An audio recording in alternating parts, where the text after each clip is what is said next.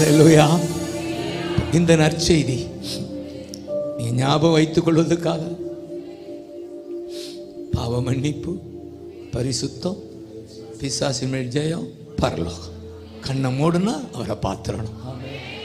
இதுக்கு தான் இயேசு உள்ள வந்தார். பாப்பா பீப்பா ஞாபகம் வச்சுக்கிருவீங்களா? பாப்பா பீப்பாடா. எப்படியாவது நீங்கள் ஊர் உலகத்துக்கு சொல்லணும். இது ஒரு மதம் அல்ல. இந்த உலகம் நம்ம கிறிஸ்தவ மதம்னு தள்ளிட்டாங்க.